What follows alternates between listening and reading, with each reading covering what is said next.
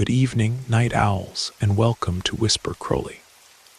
Tonight, I will guide you into a world of darkness, hoping to help you relax and unwind. Perhaps some of you will even drift into a haunting yet soothing sleep. Before we begin, let me know where you're listening from and what time it is for you. And now, we begin. I was hauling cargo for a transport company after a grueling cross-country run. This was a route I'd driven countless times. I've been a trucker for nearly 25 years now. Always the same routine. The same stretches of highway, the same diners, the same truck stops scattered across the Midwest plains. In all those years, nothing truly bizarre had ever happened to me. A few odd encounters here and there, but nothing that would make your hair stand on end. So when I set out on Interstate 80 that autumn evening, I had zero concerns, just another shift to clock before heading home. After roughly 18 hours of driving, with the sun long gone and a thick fog rolling in, my shift was winding down. I was already scanning for the next truck plaza to catch some shut-eye when it happened. I was cruising at a steady 65 through Nebraska when suddenly my rearview mirror filled with intensely bright light. The highway had been mostly empty and dead straight for miles. If someone had been approaching, I would have spotted their headlights gradually getting closer in my mirrors. But this vehicle just appeared, as if it had materialized directly behind my trailer. Maybe they'd been running dark or something, I couldn't say. But they closed the distance alarmingly fast, riding so close to my bumper that I couldn't even make out the vehicle itself anymore. Just those piercing high beams reflecting off my trailer. And then blackness. The lights vanished completely.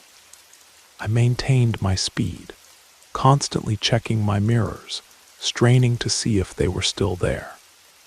Nothing visible. Absolutely insane behavior. Who kills their lights in the middle of dense fog while tailgating a semi? It felt deliberate, threatening. Thankfully, a sign appeared indicating a truck plaza just 3 miles ahead. That gave me some relief.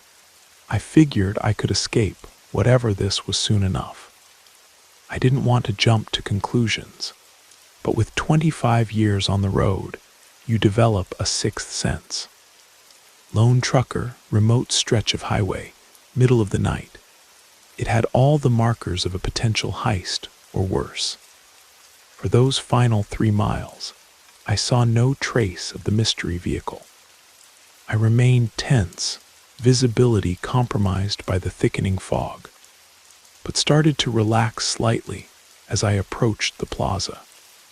I pulled in, methodically checking my mirrors to spot any followers.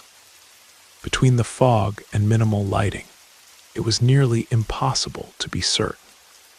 The truck stop was eerily quiet, just a couple of rigs parked near the convenience store.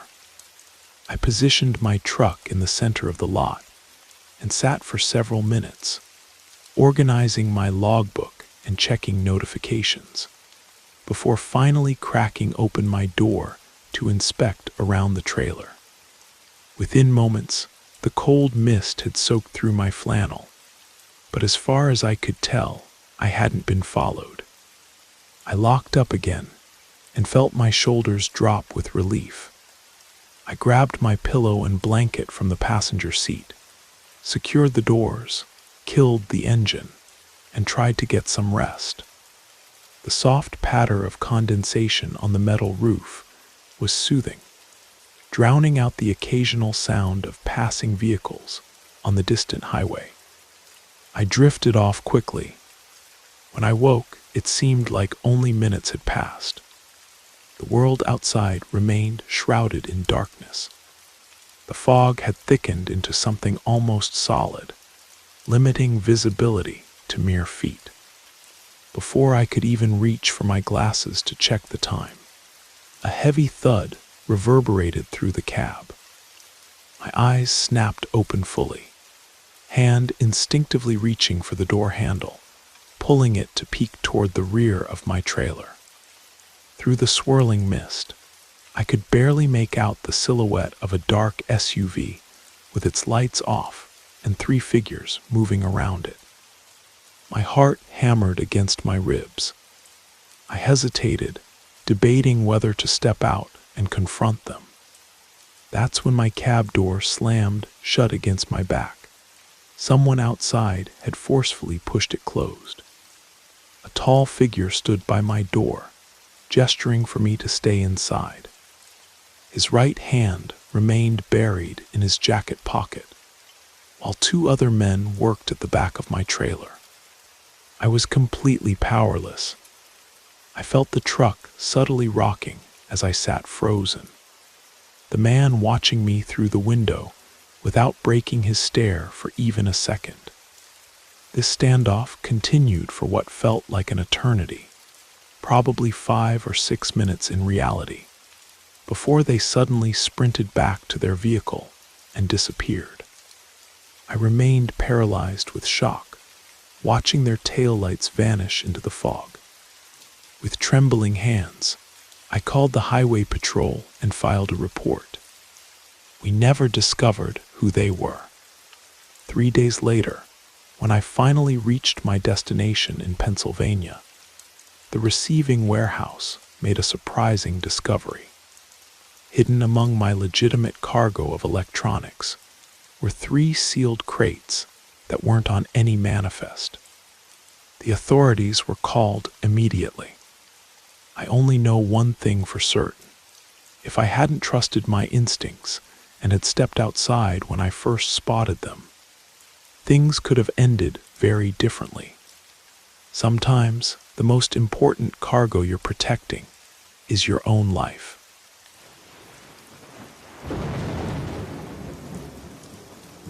I hope you enjoyed the first story. If you did, don't forget to leave a like.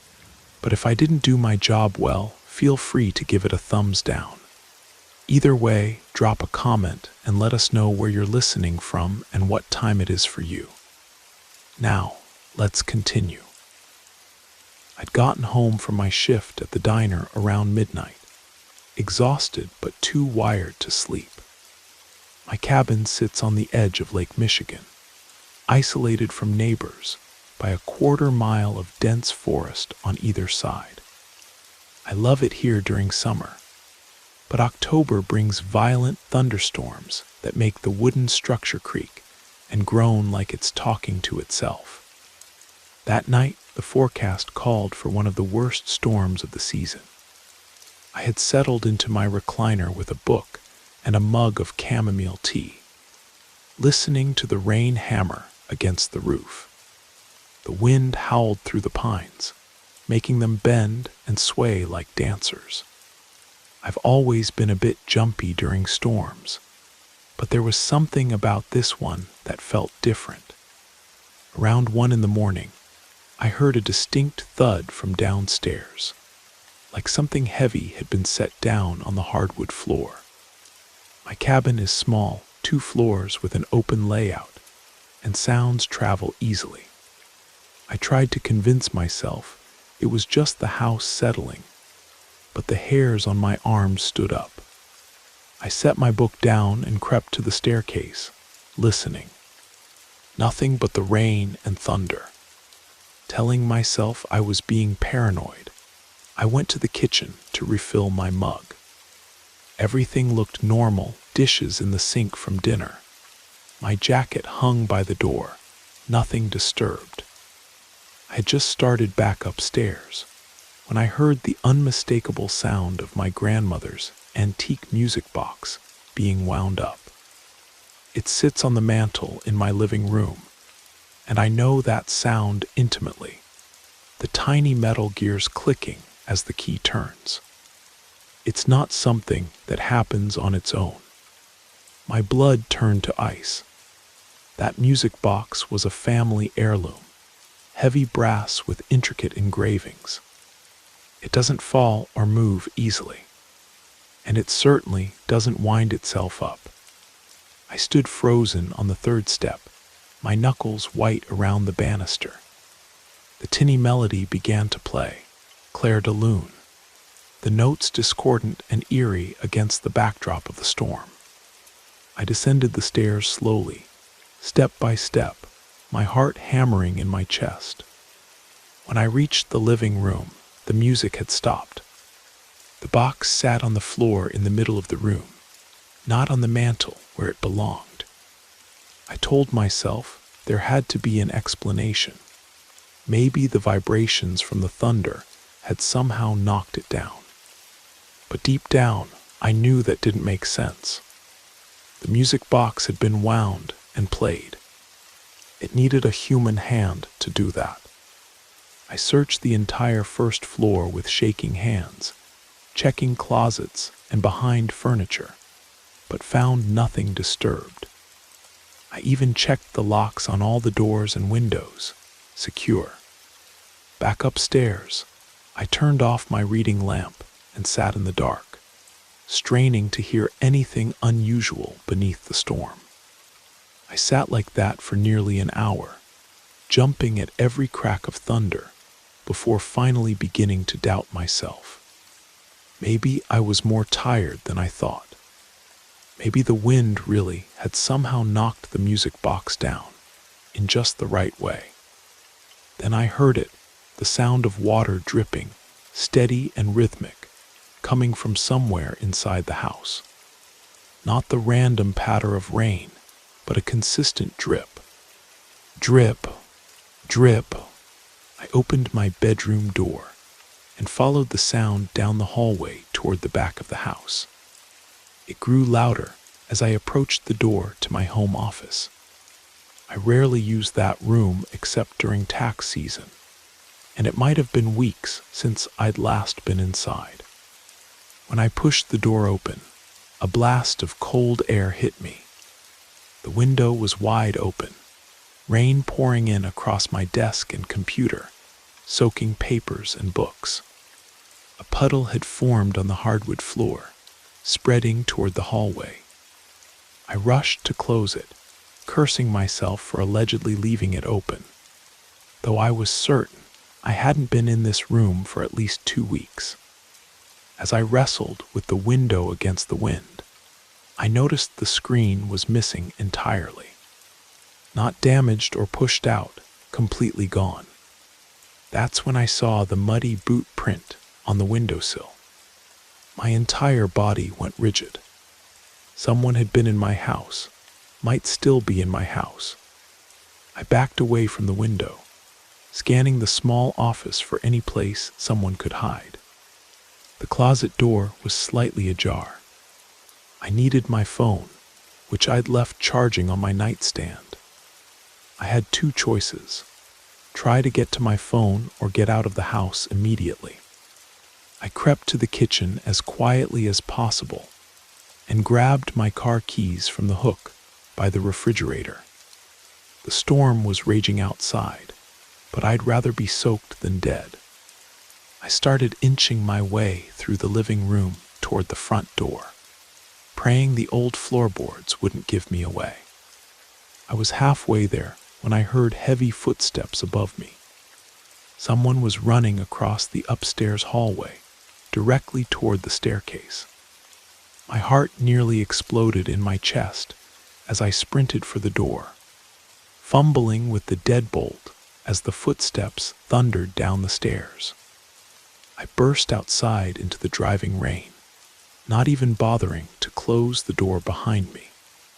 My car was parked 20 yards away, and I ran for it like my life depended on it, because it probably did.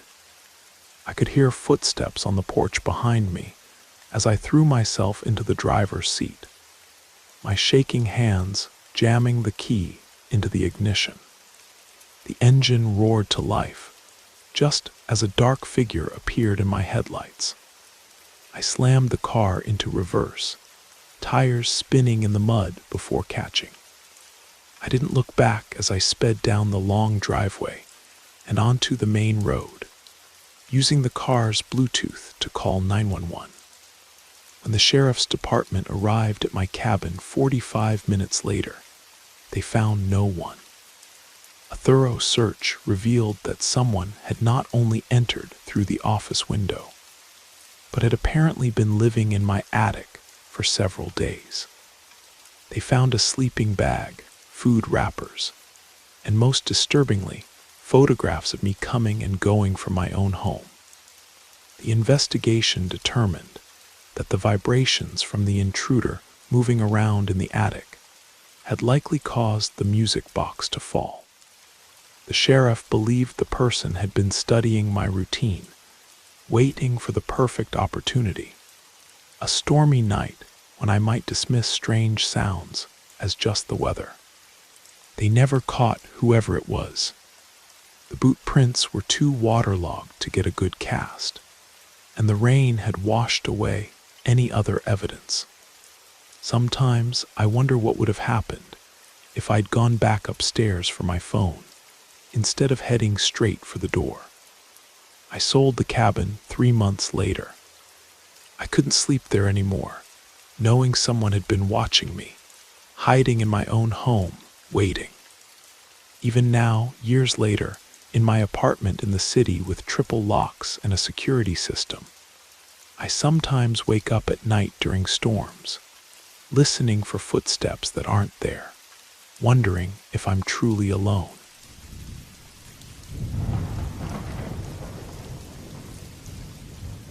It was a typical November evening in rural Montana. I was working at a remote truck stop just off Interstate 90, about 30 miles from the nearest town. I usually worked day shifts, but sometimes I'd cover night shifts for coworkers who needed time off. That morning, I got a call asking if I could work from 11 at night until 7 in the morning. I needed the extra hours, so I agreed without hesitation. When I arrived, the evening manager handed over the keys with unusual quickness. "Weather's turning nasty tonight," he muttered, zipping up his heavy coat. "Might be the first big snowstorm of the season. Forecast says it could be a bad one." He wasn't wrong. By the time I settled behind the counter, fat snowflakes were already falling, and the wind had picked up considerably. The combination kept most travelers off the road, leaving the truck stop eerily quiet. Only 2 semi-trucks sat in the parking lot, their drivers presumably catching some sleep before continuing their journeys. After about an hour of scrolling through my phone and organizing items behind the counter, I decided to prepare the exterior for the worsening storm. I pulled on my heavy winter parka and stepped outside into the biting cold. There were various items around the fuel pumps that needed to be secured: trash cans, windshield washing stations, promotional signs. I methodically moved around the property, gathering everything that might blow away. As I was finishing up, something caught my eye. A figure stood near the tree line that bordered the eastern edge of the property, maybe 100 yards from the main building. Through the swirling snow, I could make out the silhouette of a man just standing there, completely still despite the intensifying snowfall. He wasn't dressed for the weather, just a light jacket from what I could tell. He seemed to be watching me. I raised my hand in a hesitant wave, but he didn't respond. I called out, "Hey, you need something." My voice was swallowed by the wind. The whole thing felt off, but I rationalized that he was probably just a hitchhiker seeking shelter from the storm. I hurried back inside, making sure to lock the door behind me. 2 hours passed. The storm had transformed into a full-blown blizzard. The wind howled against the building, rattling the windows and whistling through tiny gaps in the door frames. The snow was falling so heavily that visibility had dropped to almost nothing. The trucks that had been parked outside had disappeared into a wall of white. The power flickered several times, but thankfully remained on. I was restocking the coffee station when I heard it, a sound different from the constant wail of the wind. At first, I couldn't place it, but then I realized someone was knocking at the front door. Not just knocking, pounding with increasing urgency. I froze, coffee filters still in hand. Through the windows, all I could see was whirling snow under the harsh exterior lights.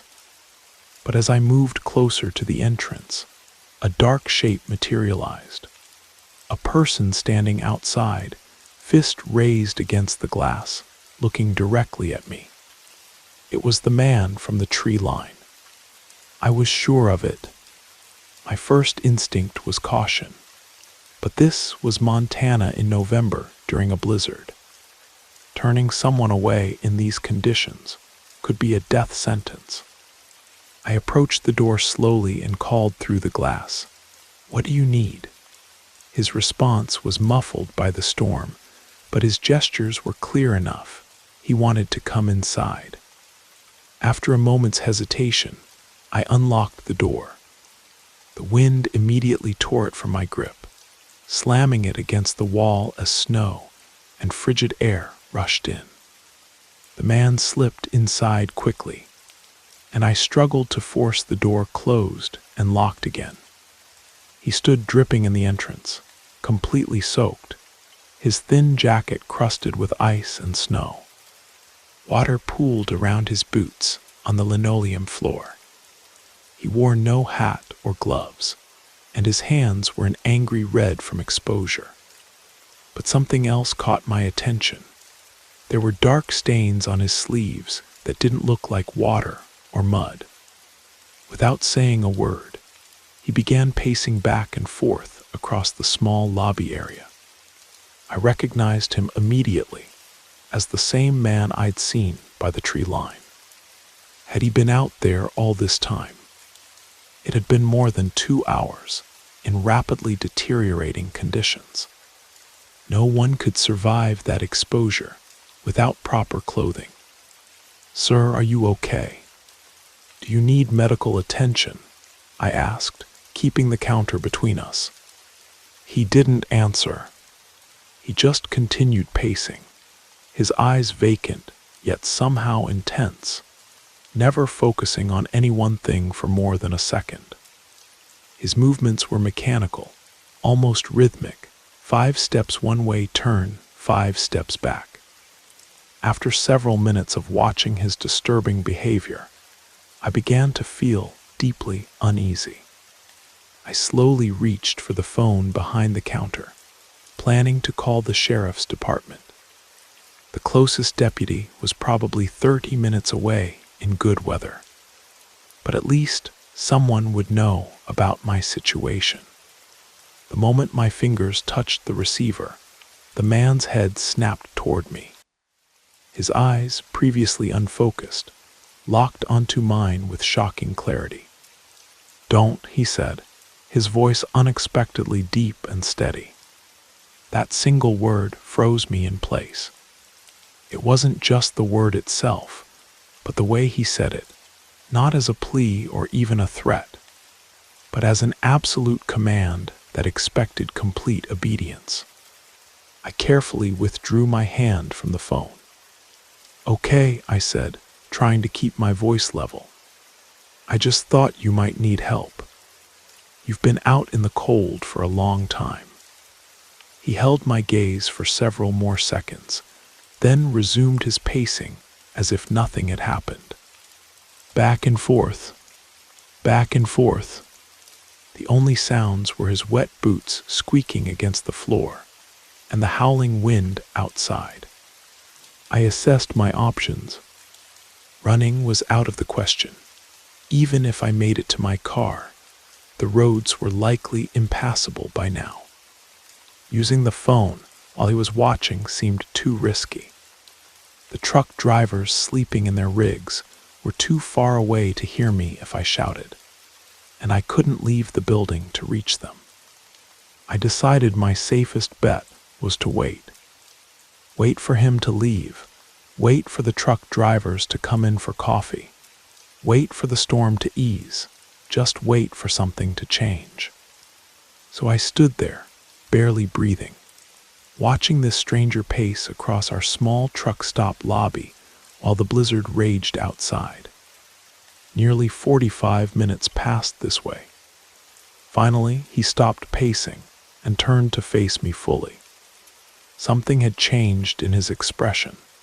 The vacant look was gone, replaced by something I couldn't read. Calculation, resignation, whatever it was, it sent a chill through me that had nothing to do with the storm. Without breaking eye contact, he reached into his pocket and placed something on the nearest table. Then, without a word, he walked to the door, unlocked it, and pushed it open against the force of the wind. Before stepping out, he looked back at me one final time, and I swear I saw something like regret flash across his face. Then he was gone, swallowed by the white void of the blizzard.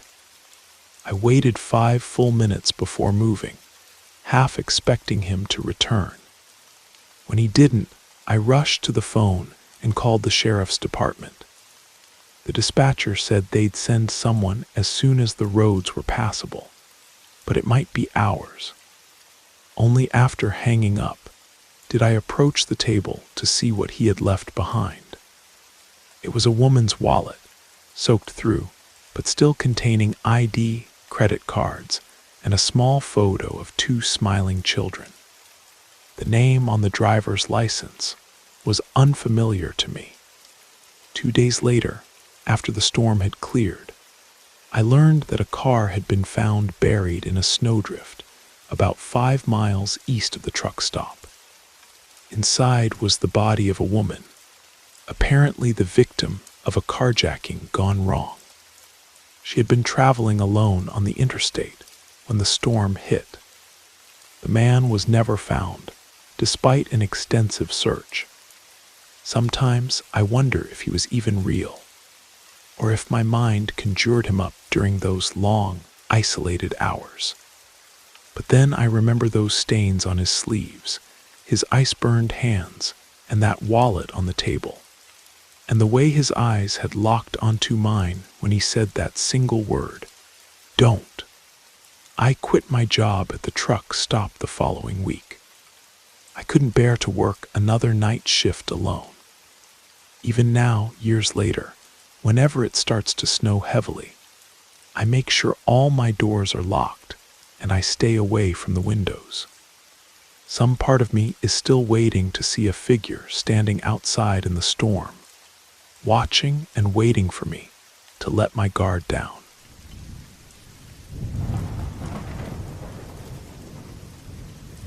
I was driving back to my apartment after pulling a night shift at the hospital. Working as an emergency room nurse in rural Montana means unpredictable hours and late drives home. That night I clocked out around 3 in the morning, and a freak summer thunderstorm had rolled in from the mountains, flooding the valleys and turning roads into small rivers. Almost nobody else was out driving. The route I usually took wound through dense pine forest, away from the main highways, cutting through smaller roads that few people used. It was shorter and more peaceful normally. That night I should have known better than to take the scenic route, but exhaustion clouds judgment. As I navigated one of these narrow forest roads, my headlights revealed a section completely washed out ahead. A flash flood had carved a gully across the pavement, maybe 8 inches deep with rushing water. My old Toyota wasn't built for this kind of terrain, and I knew immediately I'd need to turn around and find another way home. Frustrated and already calculating how much longer this detour would add to my commute. I put the car in reverse to execute a three-point turn. That's when my proximity sensors started blaring. I hit the brakes instinctively, confused by the warning, and glanced at my rearview mirror. There was another vehicle behind me, no more than 3 feet away. My blood went cold. I hadn't passed a single car in either direction during the 20 minutes I'd been on this isolated road. The vehicle's headlights were completely off, and I hadn't heard it approach over the hammering rain and thunder. It was just there, a dark SUV with tinted windows that shouldn't have been legal in this state. I stayed put, waiting for the driver to realize I needed to back up, expecting them to reverse or pull to the side where there was a small clearing. But they didn't move, just sat there, engine idling, the sound of rain pounding against my roof, and the beams of my headlights illuminating nothing but empty road and forest ahead made the situation even more unnerving. I tapped my horn twice, a polite "excuse me," no response. I waited another minute, that crawling sensation on the back of my neck growing stronger with each passing second. Something felt deeply wrong. The forest that usually brought me comfort now seemed to press in around my car, hiding who knows what in its shadows. Then the driver's door of the SUV opened. A figure stepped out, dressed entirely in dark clothing, with a rain slicker whose hood obscured most of their face. They approached my window with slow, deliberate steps and rapped their knuckles against the glass 3 times. I kept my doors locked. They didn't say anything, didn't gesture or mouth words, just kept knocking rhythmically on my window. The scene was so bizarre and threatening.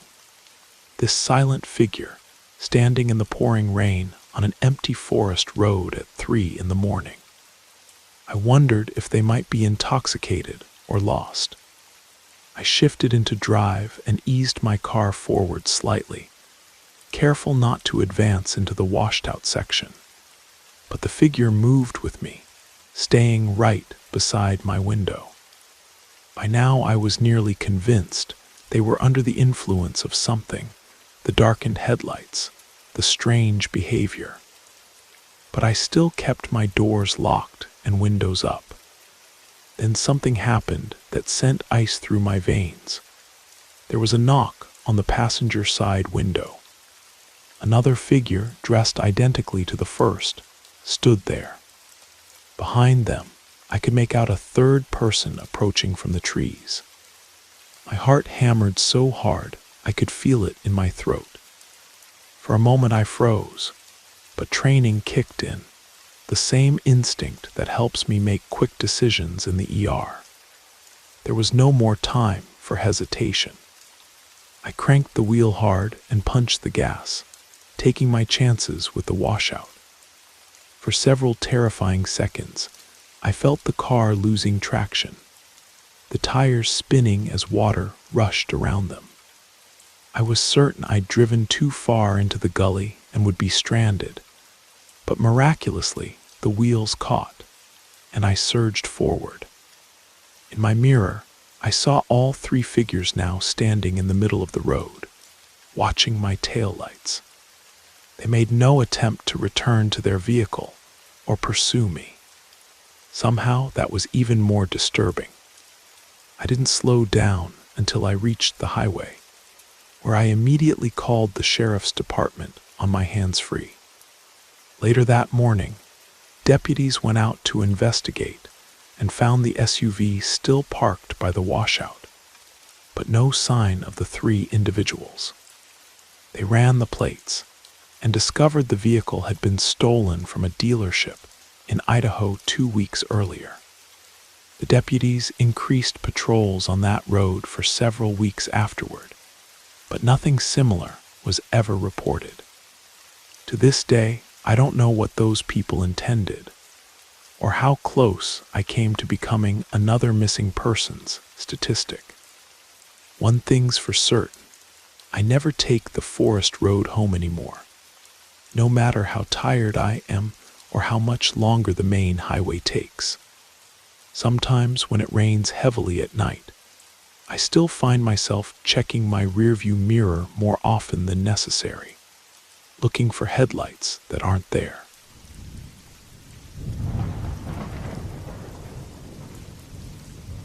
During my middle school years, I lived with just my dad in a small lakeside cottage in Maine.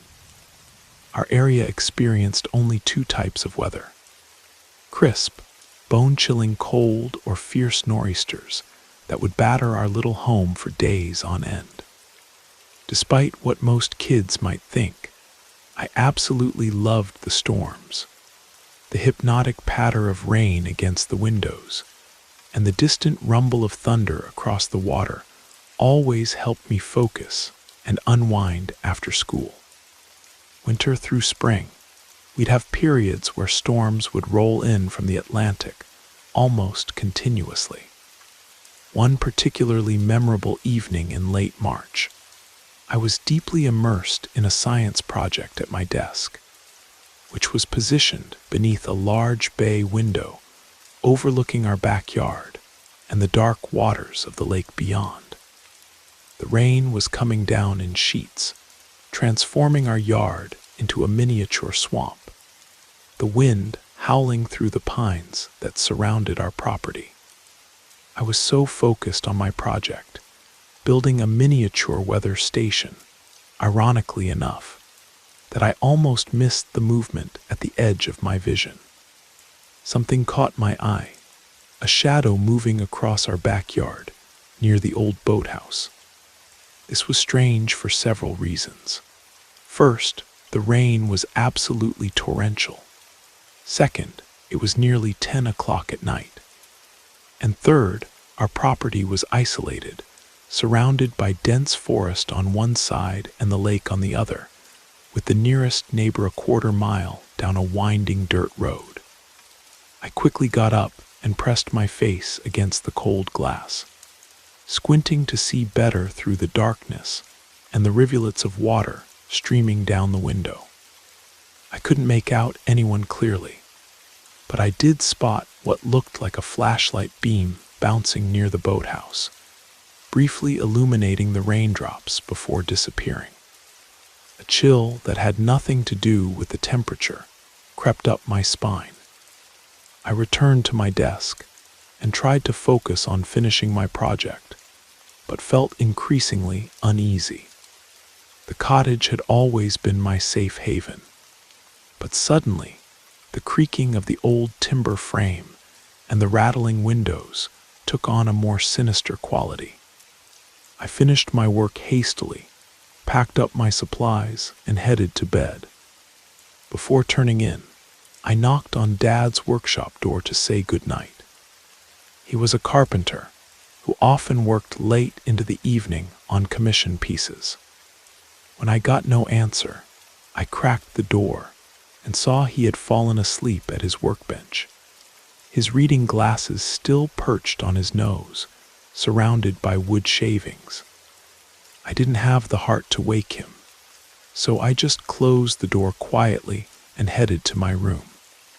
The storm intensified as the night wore on, with lightning illuminating my bedroom in stark, photographic flashes. I eventually drifted off to sleep, lulled by the white noise of rain and wind. But somewhere in the depths of night, my alarm clock would later tell me it was around 3:15. I was jolted awake by a tremendous crash that seemed to shake the entire cottage. I sat bolt upright, heart racing, trying to figure out what had happened. A tree down, a transformer explosion. But after a moment, I convinced myself it must have been an exceptionally close lightning strike and thunder combination. I glanced at my clock, 3:17. and was grateful I still had several hours of sleep before school. I burrowed back under my covers, listening to the storm's continued assault. I was just drifting back to sleep when something made me snap to full alertness again. The sound of rain overhead had changed. It was much more distinct now. A harsh drumming directly above me that felt unnaturally close. This made no sense. Our cottage had an attic space that should have muffled the sound of rain on the roof. My first thought was that a section of the roof had been damaged, allowing water to pour in. Dad would need to know right away. I got out of bed, pulled on my slippers, and decided to check the attic access hatch in the hallway. But when I opened my bedroom door, I discovered something alarming. A trail of water puddles stretching down the hallway toward the attic ladder. This looked like more than just a small leak. Water damage was serious business in a wooden structure as old as ours. I called out for my dad, but before he could answer, I heard a terrifying sound, a muffled curse, and then something heavy falling over in his workshop. I froze, uncertain what to do, when his workshop door burst open. Instead of my father, a figure in a dark raincoat rushed out, clutching something bulky wrapped in cloth. The figure was tall and moved with purpose, heading straight for our front door, seemingly unconcerned about my presence. In the brief moment our eyes met, I saw genuine surprise in the stranger's face before they disappeared out the front door, letting in a gust of wind and rain. Terrified, I ran to my father's workshop and found him groggily picking himself up from the floor, a nasty bruise forming on his temple. "Someone hit me," he mumbled, disoriented. They were going through my toolbox. I helped him to his feet, and together we rushed to the kitchen where our emergency phone was located. As Dad dialed the sheriff's office, I noticed the trail of water led not only to the front door, but also up to the attic ladder, which was now partially lowered. "Dad," I whispered urgently, pointing at the ladder. "I think someone else might still be here." The sheriff's deputy, who arrived 15 minutes later, an eternity during which we locked ourselves in Dad's truck in the driveway, took my statement about the water trail and the sounds I'd heard. One deputy stayed with us, while another went to check out the attic with his partner. To our shock, they found a second intruder hiding among the rafters, soaking wet, water still dripping from his clothes, the source of the strange rain sound I'd heard.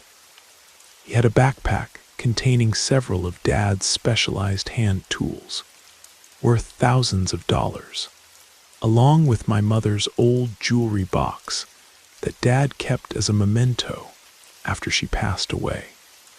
The deputies later explained that the men had been monitoring our house for days, waiting for the perfect storm as cover. They had used the boathouse as an observation point, which explained what I'd seen earlier that evening. The crash I heard wasn't thunder at all. It was them breaking through our back door during a particularly loud thunderclap. The man they caught eventually revealed that they had targeted our isolated home, specifically because of Dad's reputation for collecting rare woodworking tools, many of which could be sold on the black market to collectors. The second man who escaped was never found, despite an intensive search of the area. That night changed our sense of security forever. Dad installed a proper security system the following week, including motion sensor lights all around the property. Despite all this, I never again felt completely safe during storms, which had once been my greatest comfort. Even now, years later, the sound of rain on a roof can instantly transport me back to that night. Lying in bed, suddenly realizing that the drumming sound above me wasn't just water falling from the sky, but the footsteps of an intruder who thought he was alone.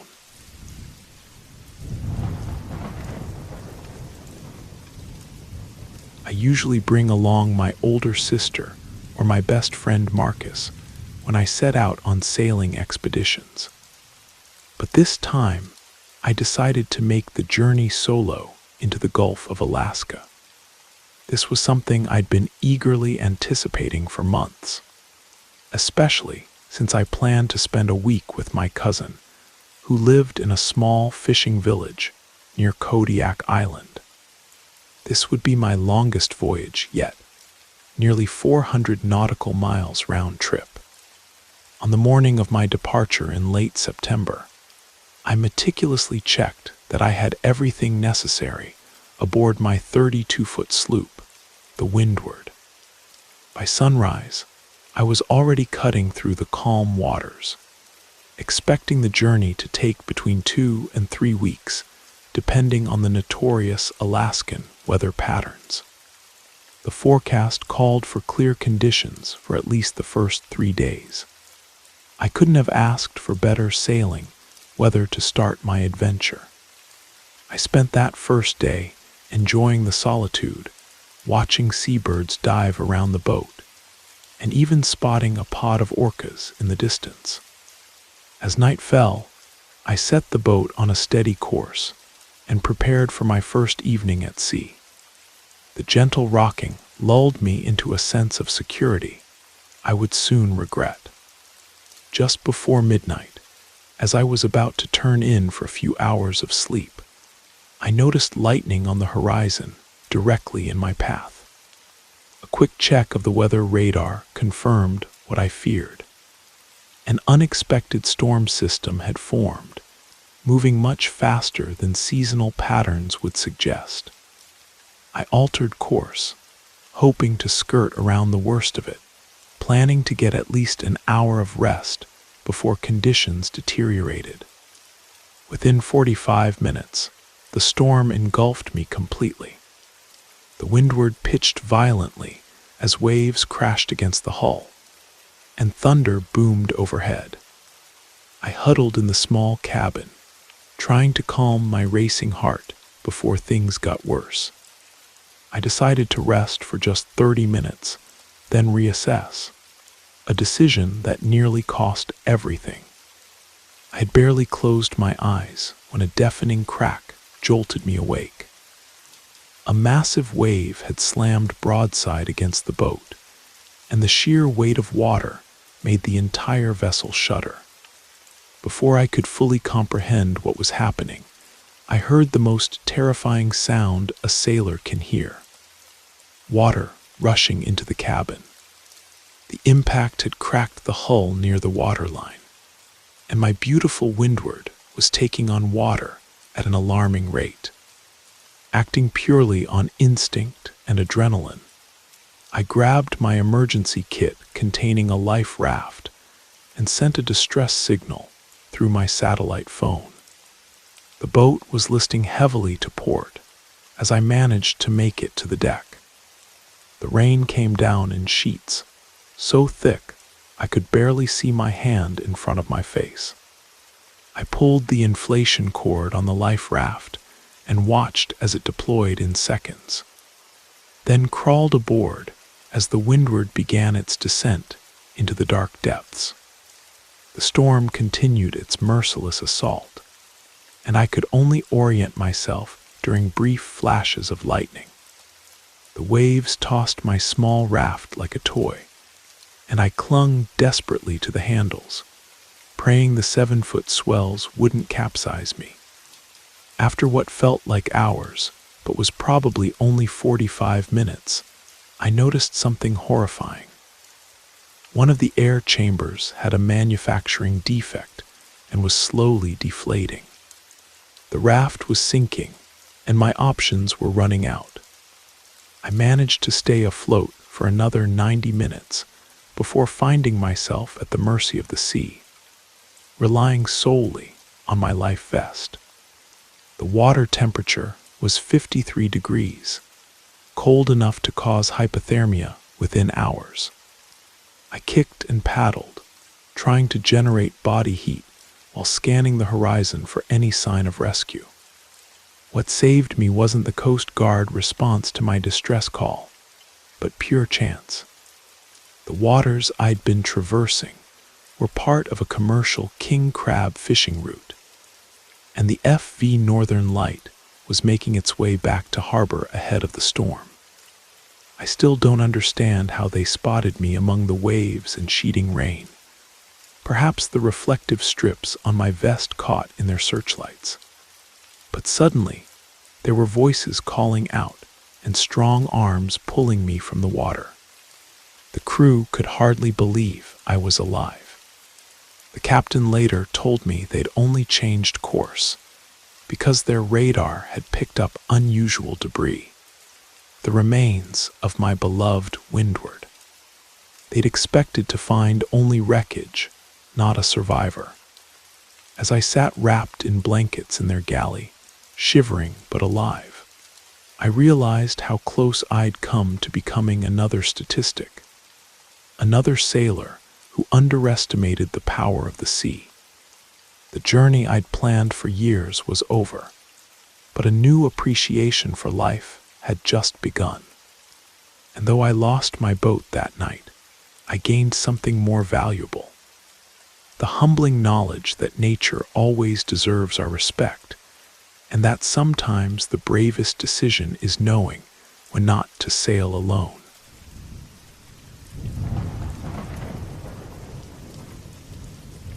There's this beautiful old fishing village on the Maine coast that my family visits every autumn, renting the same weathered lighthouse keeper's cottage perched on the edge of a cliff.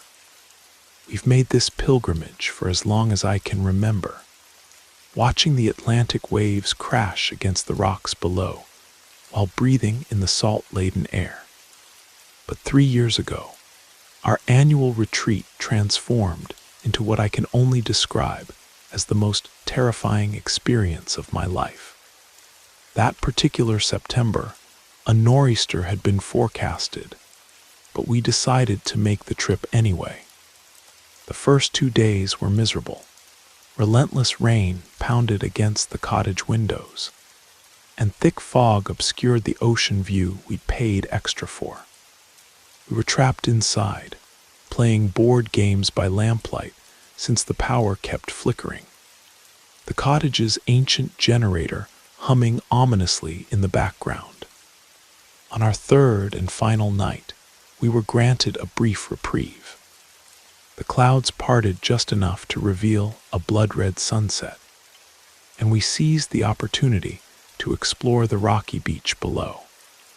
My younger sister collected shells, while my older brother skipped stones across tide pools.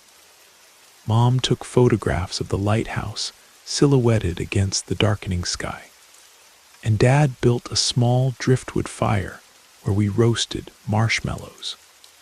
It was perfect until it wasn't. The weather turned with shocking speed. One moment we were laughing around the fire, and the next, the wind picked up with such force that it nearly knocked my sister over. The temperature dropped at least 20 degrees in minutes. Dad hurriedly extinguished the fire as the first fat raindrops began to fall, and we scrambled up the narrow path to the cottage, the wooden steps slippery beneath our feet. By the time we made it inside, the storm had unleashed its full fury. The cottage, which had stood for over 100 years, trembled with each thunderous boom. The windows rattled in their frames, and the wind howled through every crack and crevice like something alive and hungry. With no Wi-Fi and spotty cell service at best, my siblings retreated to the loft to read by flashlight. I stayed downstairs with my parents, huddled around the old wooden table in the kitchen, as they shared stories of their honeymoon in this very cottage 20 years earlier.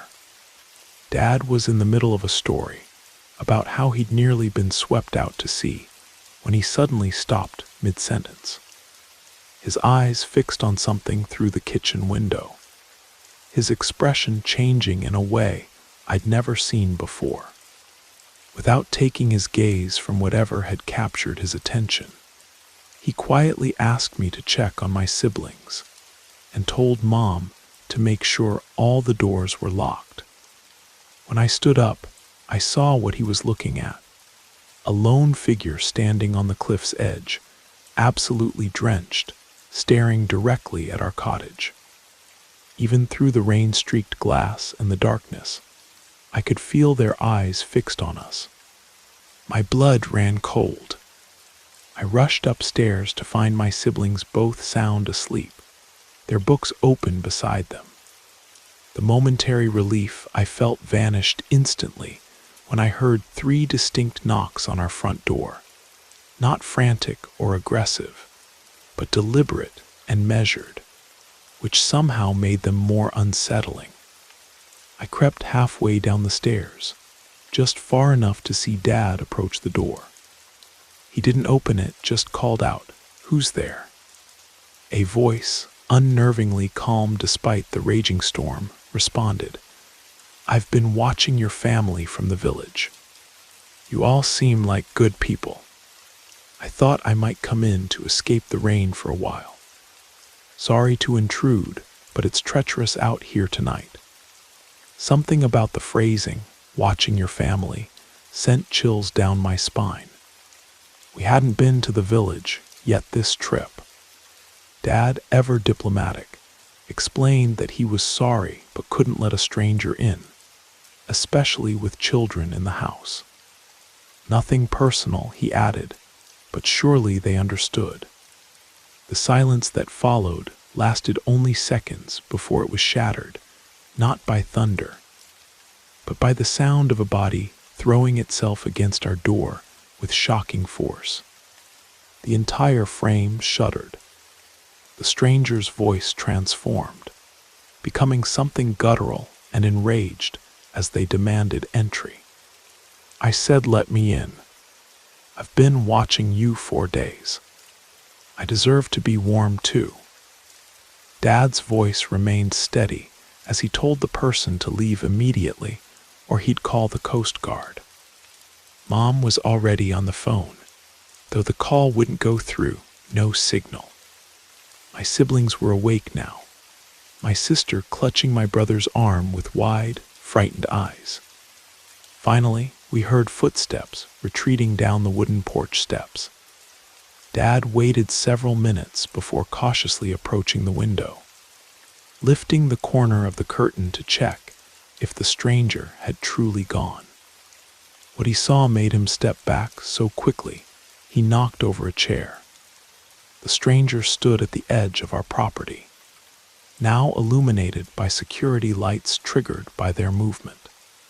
They were completely still, rain cascading off them, watching our cottage with unblinking intensity. Then, with deliberate slowness, they bent down, picked up what looked like a piece of driftwood, and hurled it with incredible force. The window exploded inward. Glass rained across the kitchen floor as Dad shielded his face with his arms. When we looked again, the security lights showed nothing but empty darkness. My siblings were crying now. Mom gathered them close, while Dad used the landline to call the lighthouse keeper, who lived in the village. When he explained the situation, the old man's response froze us all. "Lock every door and window. Don't open for anyone. I'm calling the police now. The ferry stopped running yesterday because of the storm warning. Nobody should be on the island except permanent residents. And we're all accounted for."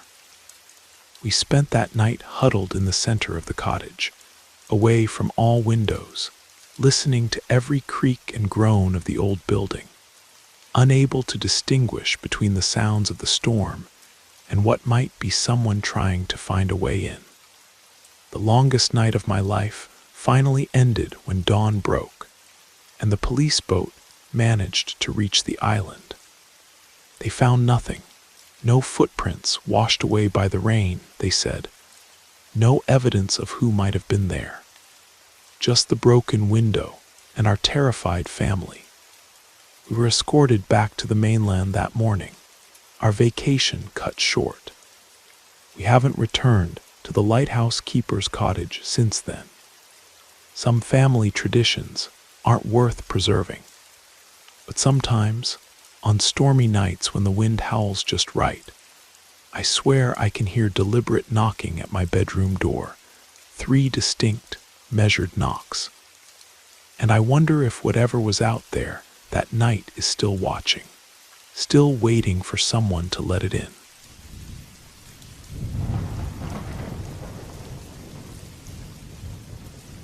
My name is Michael Peterson, and as a child, I survived a terrifying hurricane. This happened when I was living on a small barrier island off the coast of Louisiana. My family moved away when I turned 14, but not before I experienced firsthand what it means to be caught in the eye of a powerful hurricane. I was only 6 years old, and my memory hasn't preserved all the details of that night. But one thing I remember forever. The anticipation of disaster was just as haunting as the storm itself. Everyone around me was frightened, and this tension hung in the air like electricity before a thunderstorm. I was little then, and couldn't understand why the adults were panicking. This was my first serious hurricane, and I had no idea how dangerous it could be. What I truly noticed was how my older brothers and all the adults suddenly changed. They rushed around, ignoring my questions, focusing entirely on preparations. Our family filled sandbags, stocked up on water and canned goods, taped windows, and even boarded up the most vulnerable entrances. Of course, I didn't understand the purpose of these actions, or why everyone was in such a frenzy. This deeply saddened me, and when no one noticed my tears, I decided to pay them back in the same coin, ignore them just as they were ignoring me. When the night of the storm came, the atmosphere in the house was charged to the breaking point. The tempest arrived after midnight, a few hours after I had fallen into my usual childish sleep. But the noise, God, that noise, the wind howling like a wounded beast, the downpour beating against the walls like thousands of tiny fists, the rumble of thunder and flashes of lightning illuminating the room every few seconds, all of this kept me wide awake. The adults gathered in the living room, trying to support each other and ensure that the house was withstanding the onslaught of the elements. Children were sent to bed, but who could sleep on such a night? My 2 brothers and I shared one room, and we spent the first hours of the storm together, talking and joking, trying to make the situation less frightening. Soon, however, it was no longer a laughing matter. The wind intensified with each minute. Its howling transformed into a deafening roar.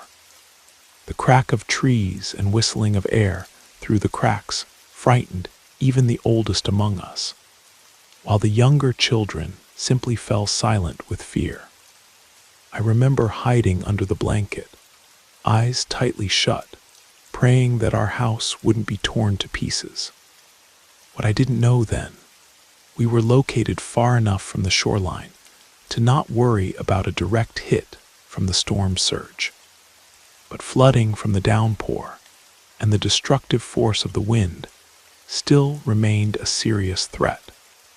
It seemed like the house was falling apart.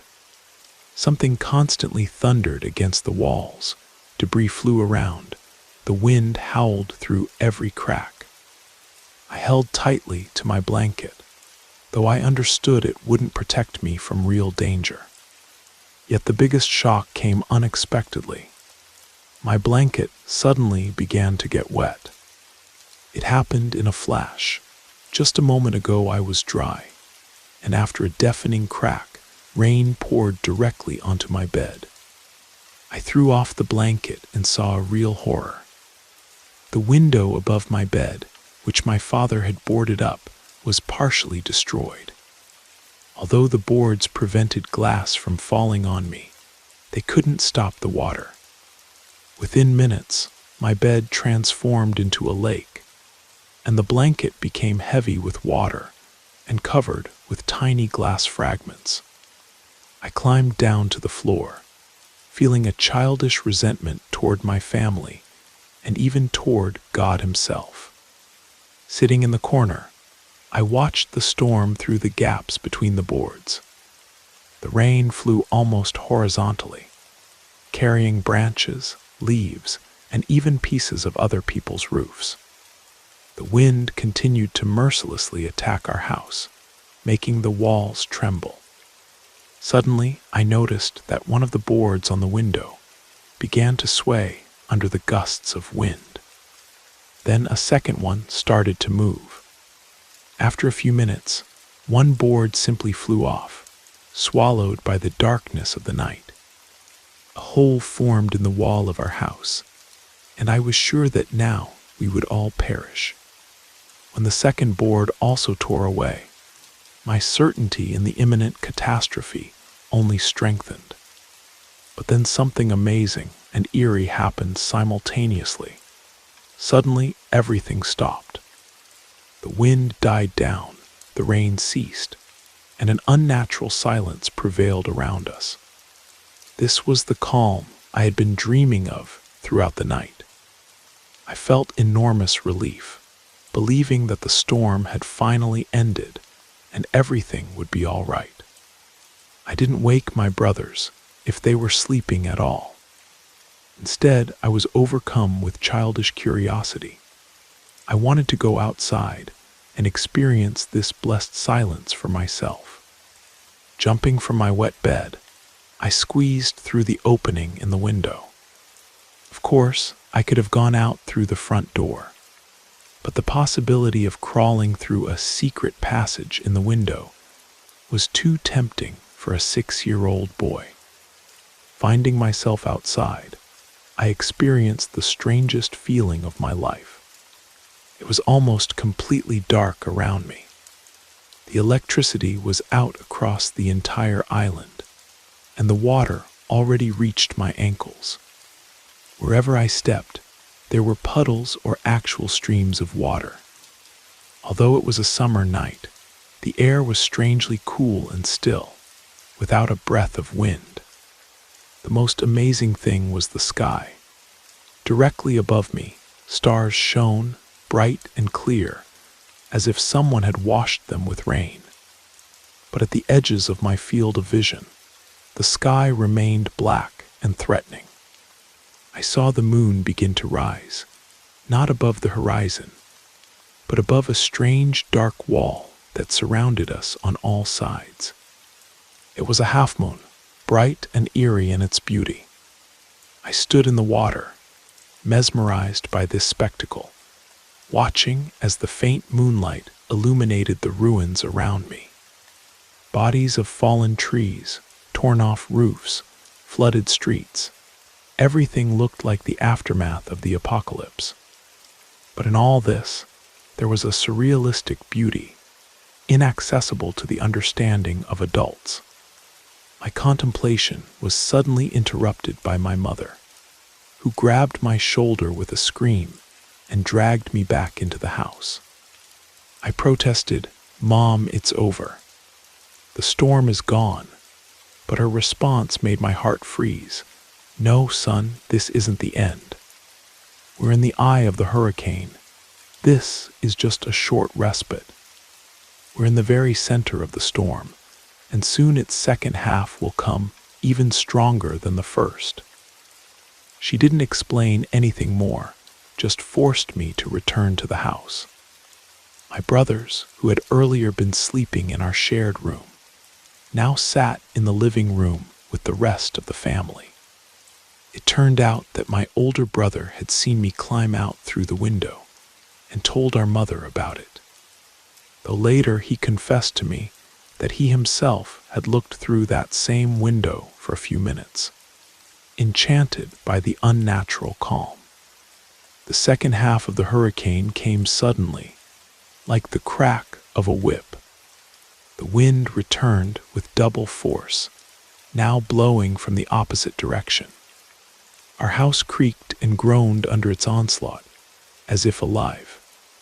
This time all the children remained with the adults, staying together in the safest room.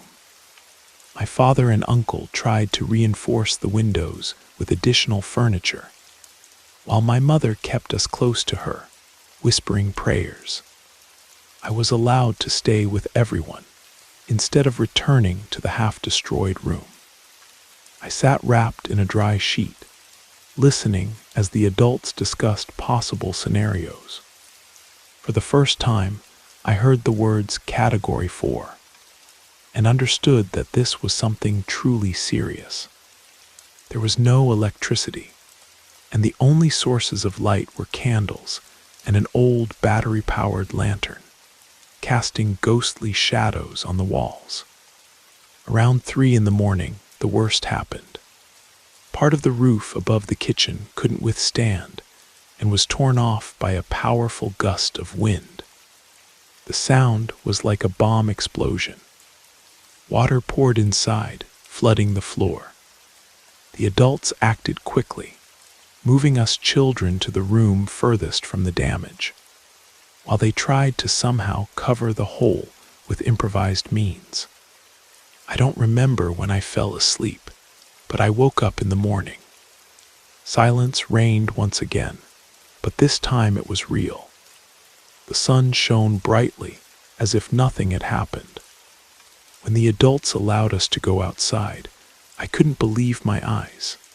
Our island was unrecognizable. Houses stood without roofs. Streets were littered with debris and flooded. Cars overturned like children's toys. Huge trees that had grown for decades lay uprooted. Our house survived, but the damage was significant.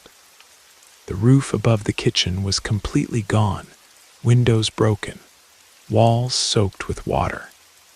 But we survived, and that was the main thing. Our neighbors were less fortunate.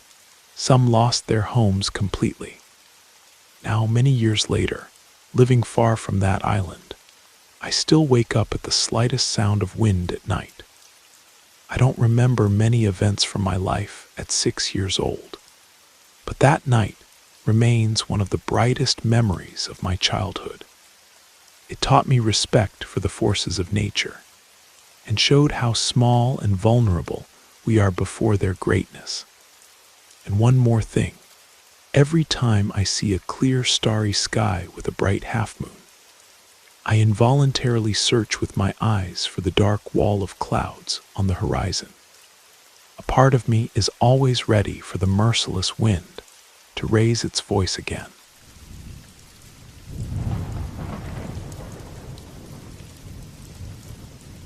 I've been living on the streets for several years now. Back when I was a kid in New Orleans, hurricanes didn't particularly frighten me, except for getting pulled out of school early. But now, without a roof over my head, they've become something truly terrifying. At least I have my phone to share my experiences and help others understand what I'm going through. When I heard about the Category 4 hurricane barreling toward downtown, I immediately rushed to the homeless shelters, but every single one was packed to capacity by the time I arrived. My options were severely limited. Hide under an overpass and pray it wouldn't flood, trespass onto someone's porch and hope to remain unnoticed. Or, and this sounds crazy, try to get myself arrested before the storm hit so I could spend a few days in jail. If none of these worked, I'd be left completely exposed to the elements, directly in the path of destruction. None of these choices seemed particularly good, and the storm was already closing in. The wind whipped around me, and the sky looked like it was about to collapse entirely. Time was running out, and I was ready to try something desperate, like relieving myself on a police cruiser right in front of an officer. When at the last second, I spotted the perfect shelter. Walking past an old brick building in the French Quarter, I noticed a small recessed alcove in the wall. I'm not sure what to call it exactly, but it was a niche about 3 feet by 3 feet. The building's roof extended over it, with no gutters to funnel water directly down. Even better, it was tucked away in an alley between the main building and a storage shed, almost completely hidden from view.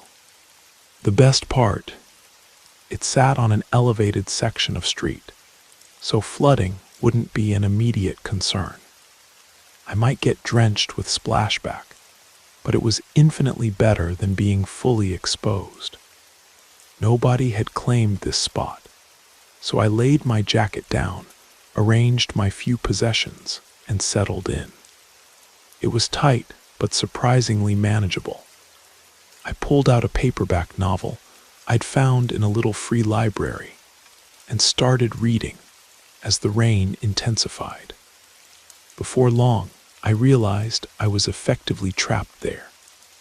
This was my first time experiencing a major hurricane while living on the streets. Summer thunderstorms were one thing. I'd grown accustomed to those brief, violent outbursts. But this was entirely different. Hour after relentless hour of winds strong enough to knock you down, torrential rain flooding the streets within minutes, and random debris that could prove lethal if it struck you. Visibility dropped to almost nothing, making movement virtually impossible. It was barely 2 in the afternoon, but it looked like midnight, an ominous, world-ending darkness. I was safe in my little sanctuary, but I had no idea when I might be able to leave. Time crawled by, and I hadn't seen another soul until I spotted a woman stumbling along the flooded sidewalk. Through the sheets of rain, she was barely visible, but I should have known better. If I could see her, she could eventually spot me, and she did. She approached and asked if she could share my shelter. I knew it would be cramped, and she'd likely soak my few dry belongings, but I couldn't send her back into the storm alone. She thanked me profusely as we squeezed in together, face to face in that tiny space. I asked what had happened to her, but she refused to talk about it. After a few minutes of uncomfortable silence, she suddenly asked if I had any cigarettes. When I said no, she didn't believe me and started rummaging through my backpack without permission. I grabbed her wrists and pushed her hands away, which is when she began screaming that I was trying to undress her. I immediately released her, denying the accusation, but she lunged for my backpack again and attempted to run off with it. I managed to grab the strap at the last second and yanked it back, causing her to fall into the muddy floodwater. As I turned to secure my backpack on higher ground, she was already up and charging toward me with her fingers curled like claws, ready to gouge out my eyes. She grabbed me, and though I prevented her from reaching my eyes, she left deep scratches across my face. All the while, she kept screaming that I was a rapist and attacker. If not for the storm keeping everyone indoors, this scene would have looked extremely bad for me. We stumbled out into what must have been the eye of the hurricane, and within seconds, I was completely soaked. Worse still, I knew one of us would slip in the mud and fall. If it was me, the consequences could be dire given her accusations. In a last desperate attempt, I did something I never thought I'd do. I struck her on the side of the head with an open palm, hoping to disorient her without causing serious harm. It stunned her enough that I could push her away from me. We stood at an impasse, like two feral animals fighting over territory. She stared at me with vacant eyes, even emptier than before, and I realized she was confused about what to do next, weighing options in her mind, whether to continue attacking or flee. She truly resembled a wild animal, but then again, so did I in that moment. With that thought, I raised my arms wide, made myself look bigger, and let out the deepest, most guttural roar I could muster while taking a deliberate step in her direction. She spun around instantly and disappeared into the storm. I felt a wave of guilt wash over me, so I tilted my face toward the sky, letting the rain clean the scratches. After a few moments, I returned to my alcove and remained there, disillusioned. It's hard to show kindness these days, because you never know who someone really is, or what they're capable of. Everyone's going through something: medical bills, mental health issues, addiction, or some combination. It's not because we're violent or stupid by nature. As you can tell from my storytelling, I'm fairly well educated. It's just that we all reach breaking points. Mental illness, in particular, worsens when society abandons someone. That woman was just an ordinary person who needed help, but I wasn't equipped to provide it. She had been abandoned long ago by those who could have made a difference. I pondered the situation for hours as the storm raged on. I knew she was out there somewhere, facing the worst of it. Perhaps she was afraid to ask others for help, had nowhere to go, and nothing she could call her own.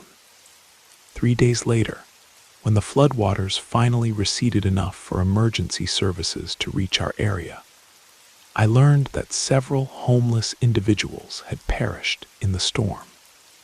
I never found out if she was among them, but I sincerely hope she survived. Sometimes I still see her face in my dreams, not the wild, desperate expression from our encounter, but as she might have been before life on the streets changed her. In those dreams, we're both safe, sitting on a covered porch watching the rain, with nowhere to be and nothing to fear.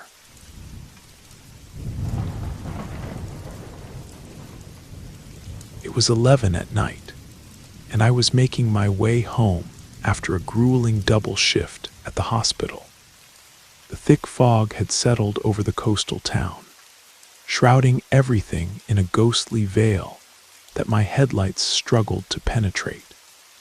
I carefully navigated the winding roads that snaked through the cliffs leading to my neighborhood. The highway was behind me now, but my eyelids felt heavier with each passing minute, and I repeatedly blinked to keep myself awake. That's when it happened. A bolt of lightning struck the power line directly in front of me. The world transformed into a blinding flash of light and sound. The explosion reverberated against my windshield with metallic intensity. The hairs on my arms stood on end, and my scrubs clung to my skin from the sudden static charge. It was so close that I could feel the electric current pulsing through the air, as if the storm itself was trying to reach out and touch me.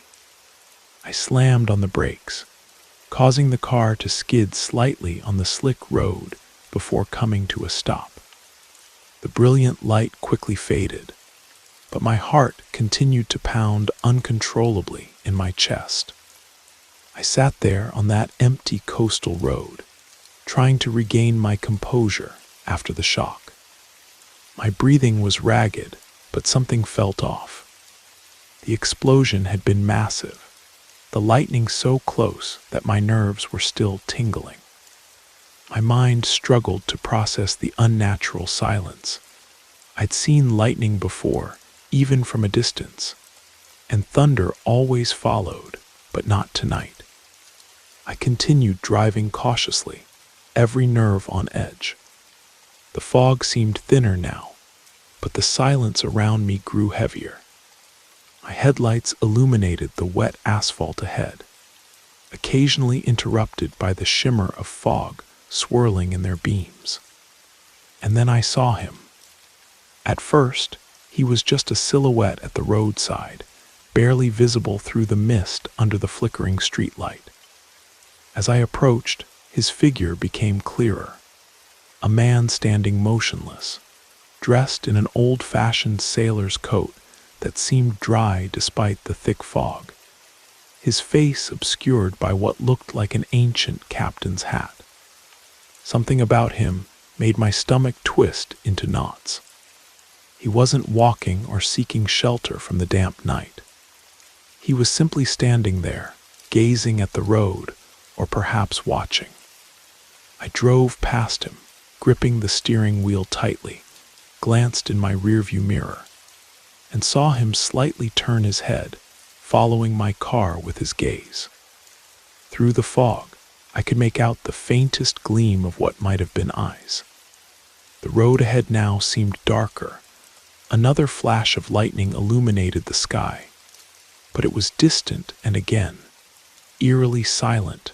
No thunder followed.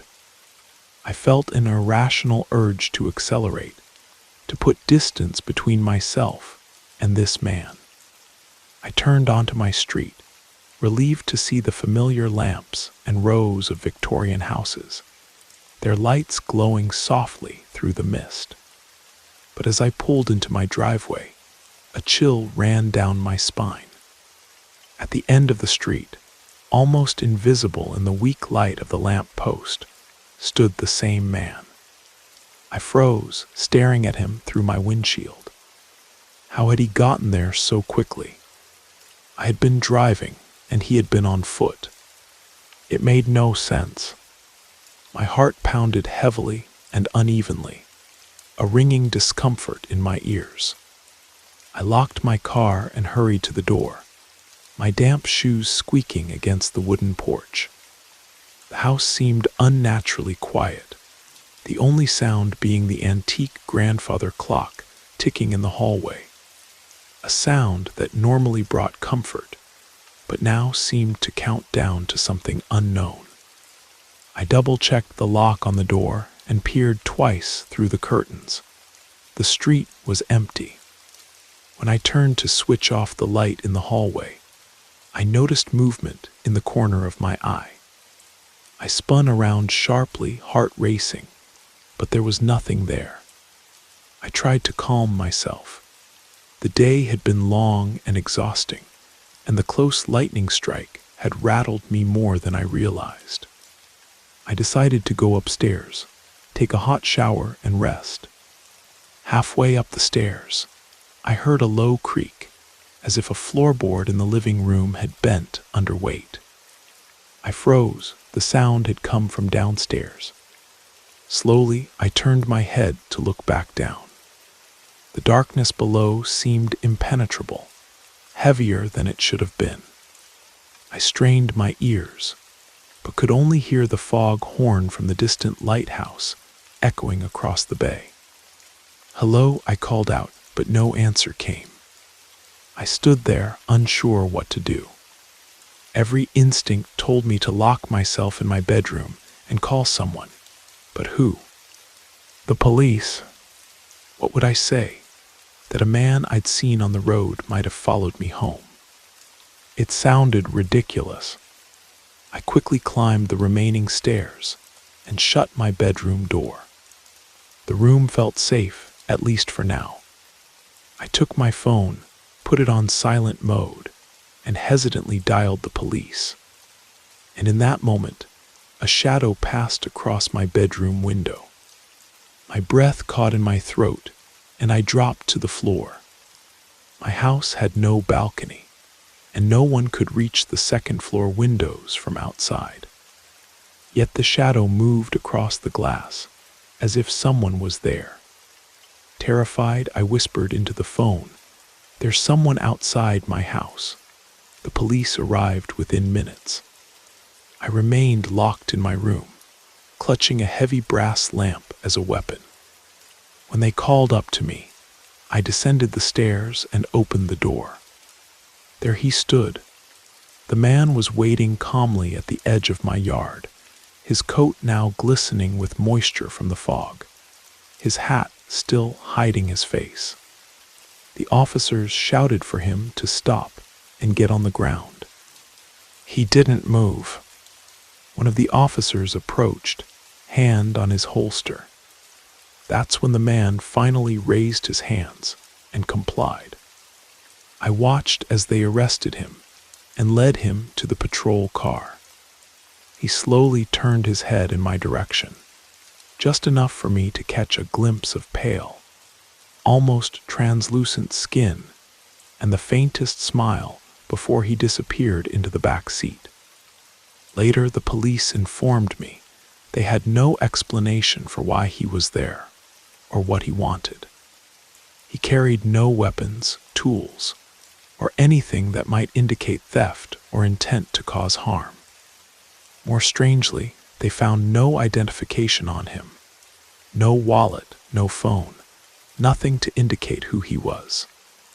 The officers mentioned that his clothes seemed oddly old-fashioned, like something from another era. What disturbed me most was what the officer told me as he was leaving. Strangest thing, the guy was bone dry. Even his boots. In all this fog, not a drop of water on him. That night, I couldn't sleep. I kept thinking about the lightning that made no thunder, and the man who appeared twice along my route home, impossibly fast. The next morning, I called the police station to ask about the intruder. The desk sergeant had no record of any arrest at my address the previous night. I insisted, describing the officers who had come, the patrol car, everything in detail. He checked again and found nothing. "Must be a filing error," he said, though he didn't sound convinced. 3 days later, another intense storm hit our town. As I watched the lightning from my window, each flash illuminating the fog outside, I noticed a figure standing across the street. Just standing, watching. I closed the curtains and didn't look again. I still don't know why he followed me or what he intended to do.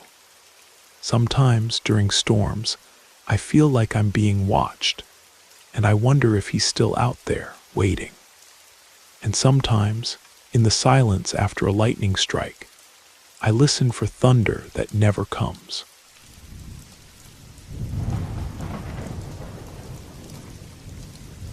The visitor when my wife, and I moved to the coastal town of Blackwater Cove.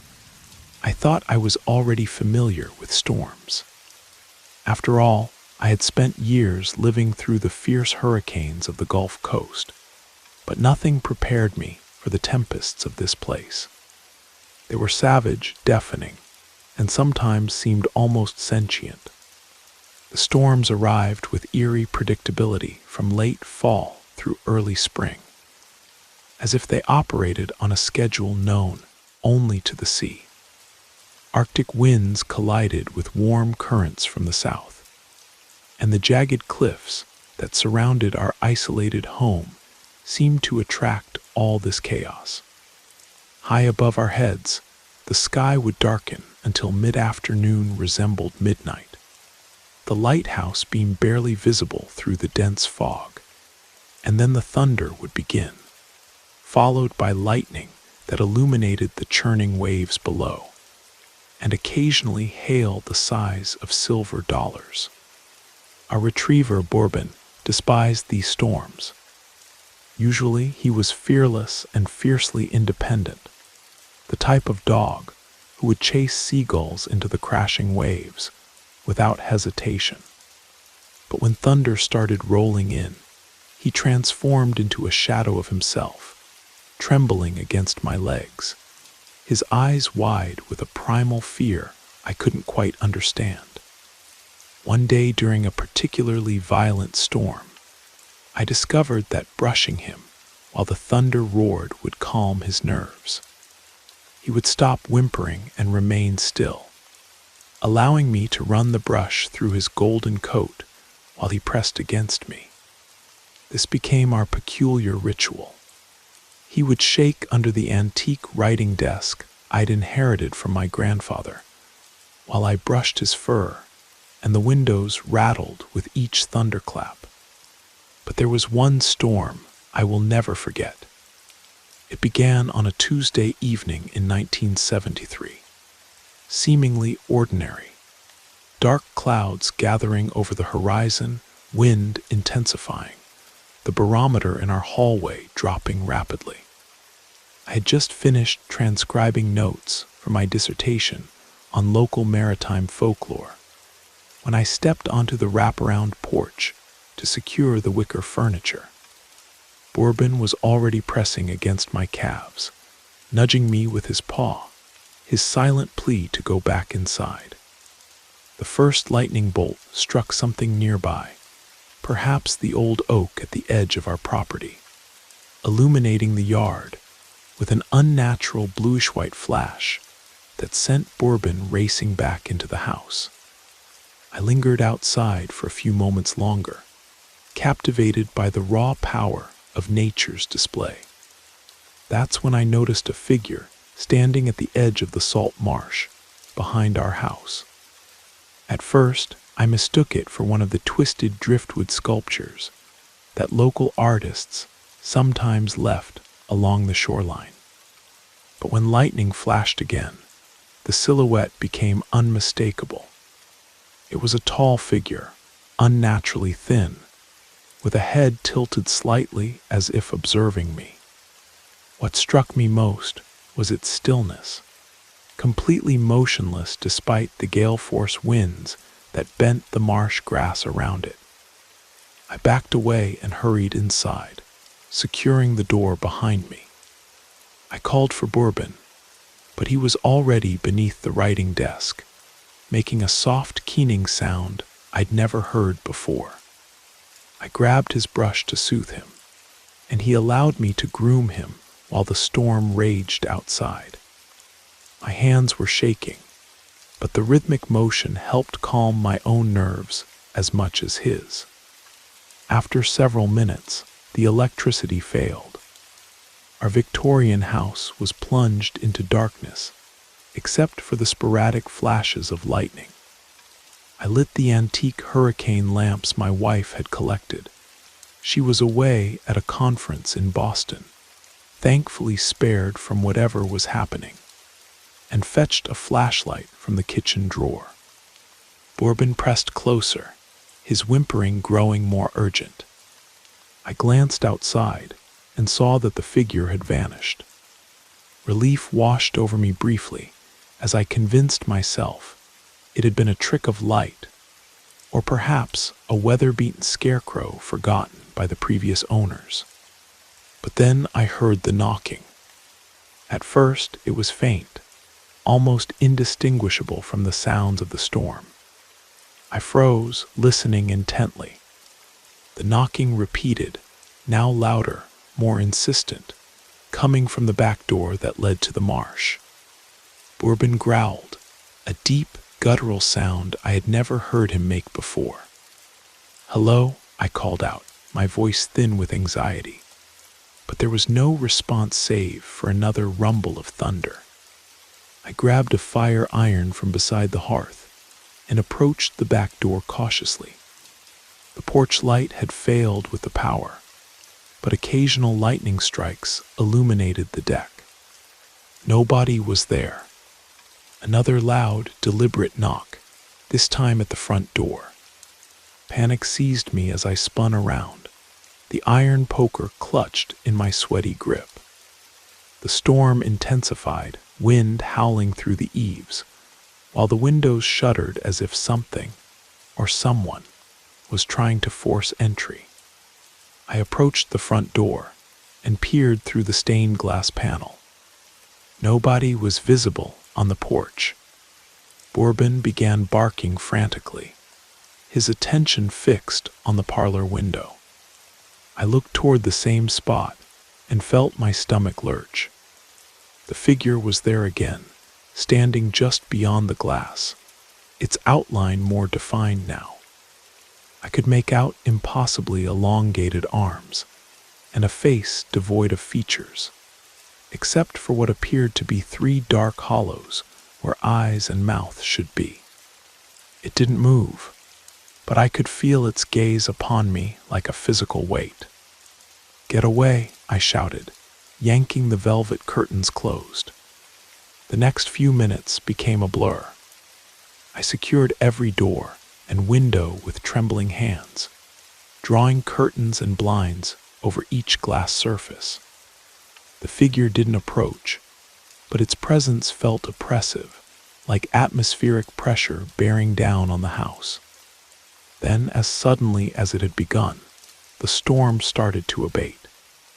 Thunder receded into the distance, and rain softened to a gentle patter.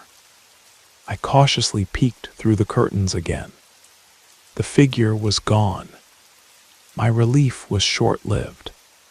When I turned back to the room, I noticed wet footprints on the hardwood floor. They led from the back door, which remained locked, to the writing desk where Bourbon still cowered. The prints were narrow, elongated, and spaced farther apart than any human stride. Terror gripped me anew. I gathered Bourbon into my arms, grabbed the flashlight and fire iron, and retreated to the bedroom, locking ourselves inside. The night stretched endlessly. Every creak of the old house sent my heart racing. I remained awake, clutching the iron poker until dawn's pale light filtered through the curtains. The next morning revealed no signs of forced entry, no broken locks or opened windows. The footprints had dried into faint, dusty outlines that I scrubbed away furiously, trying to convince myself it had all been an elaborate nightmare fueled by isolation and the stories of shipwrecked souls I'd been researching. But I know it wasn't. It wasn't the storm that had terrified Bourbon that night. It was something else, something I still cannot explain. What troubles me most, even now, decades later, is what I found the following week while developing photographs I'd taken of the marsh for my research. In the background of one image, almost imperceptible against the tall grass, stands a thin figure with its head tilted slightly. And in our bedroom, sometimes when the storms come, I still hear soft knocking, not from any door or window, but from inside the walls themselves. And sometimes, I swear I can hear it whispering my name.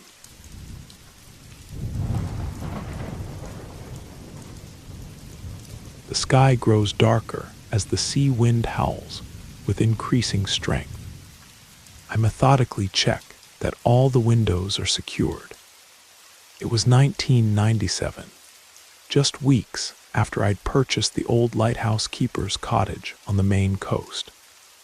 I found myself completely alone during what would become the most terrifying night of my life.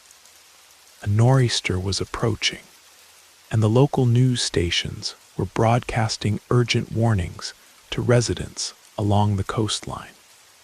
My fiancée had left that morning to stay with her parents inland, but I stubbornly decided to remain behind to protect my new investment. I had no idea then how horrifying it would be to face such a violent storm in solitude, especially in this particular house. Preparation had been chaotic. For days, the news showed footage of people emptying store shelves, buying up water, batteries, and plywood. By the time I managed to get to the hardware store in town, almost everything was gone. I managed to secure a few candles a battery-powered radio, some canned food, and what little wood remained for boarding windows. Forget plywood. It had sold out within hours of the first weather alert. Without other options, I improvised, taping the windows and praying they would hold against the coming onslaught. There was tension in the air, a heaviness I couldn't shake, and I couldn't escape the feeling that something was going to go terribly wrong tonight. The storm hit with savage intensity. The wind bent the coastal pines like they were made of rubber. Rain lashed against the windows with a sound like thousands of tiny fingernails tapping simultaneously, while thunder crashed ever closer. The power failed around 7:30, plunging me into near darkness, save for the flickering candlelight that barely kept the shadows at bay. At first, I wasn't afraid, telling myself this was just another storm, like countless others I'd weathered before. But as the night deepened, something shifted. The sound of the wind took on an almost human quality, like a distant wailing. Every creak of the old cottage seemed unnaturally amplified, and every noise sent chills down my spine. And then I heard it. At first, it was a faint sound, nearly drowned out by the storm. I thought it might just be the wind, but then it came again, a low, mournful moan, as if someone were in pain. It didn't sound natural. My heart began to race, and I froze in place, straining to listen. The sound grew louder, and with a sickening realization, I understood it was coming from inside the house. I grabbed my flashlight and swept the beam around the living room. Shadows danced across the walls, but nothing seemed out of place. I tried to convince myself it was just my imagination, heightened by isolation, but the feeling that I wasn't alone wouldn't leave me. The sound returned, this time closer, coming from the direction of the kitchen. My hands trembled as I approached the door, trying to tell myself how absurd this all was. The kitchen was dark, and the weak beam of my flashlight revealed nothing unusual. The sun had long since set. I stood there for what felt like an eternity, waiting and listening, until finally, almost convinced it was all in my head, a sharp thud echoed from upstairs. I nearly dropped the flashlight. My throat went dry, and my heart hammered against my ribs.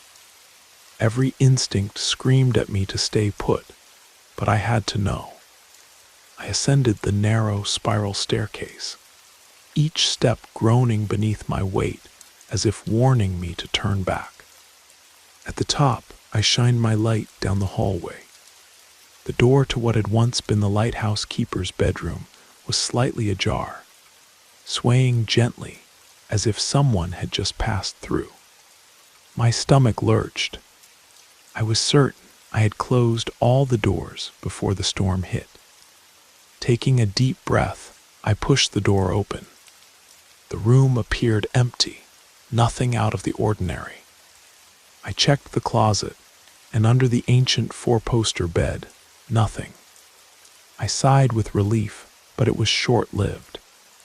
As I turned to leave, the sound returned, now directly behind me. I spun around, the flashlight shaking violently in my grip. The beam illuminated the corner of the room, but there was nothing there.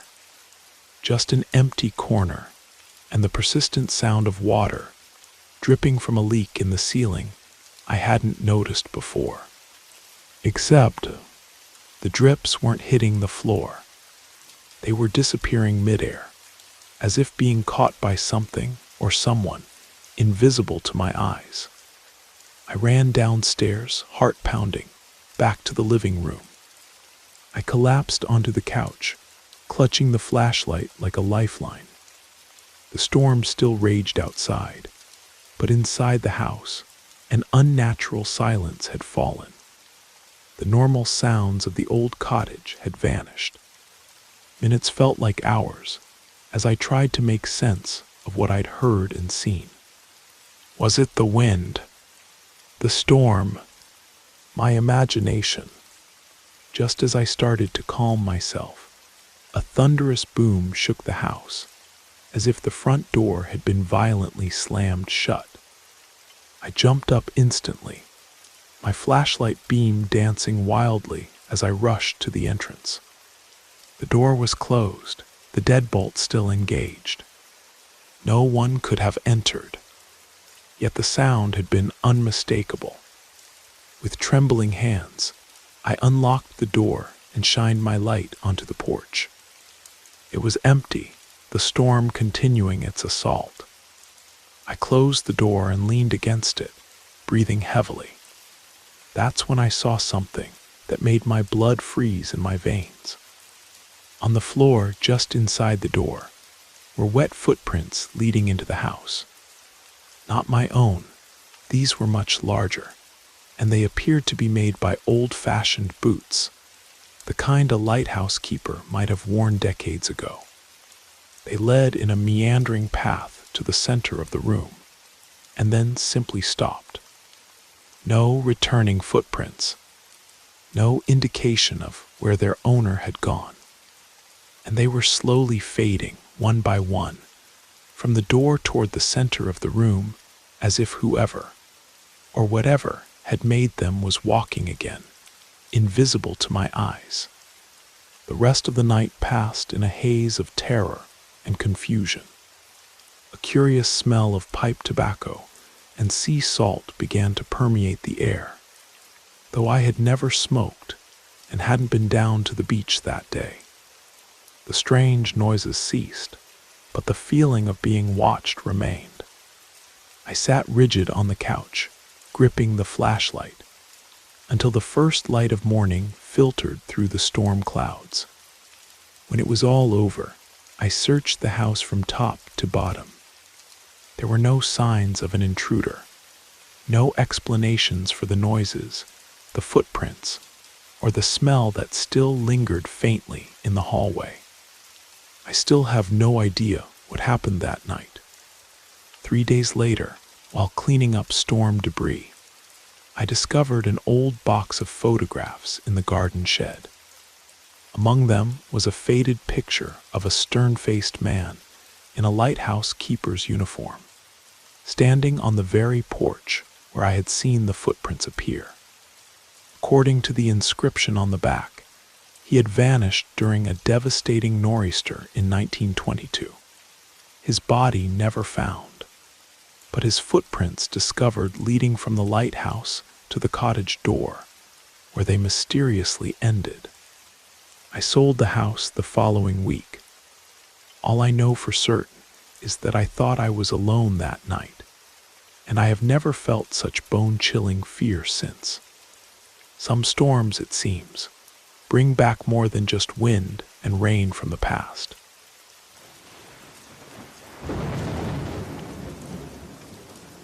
When I was 17, I earned pocket money by pet sitting in my small suburb outside of Portland.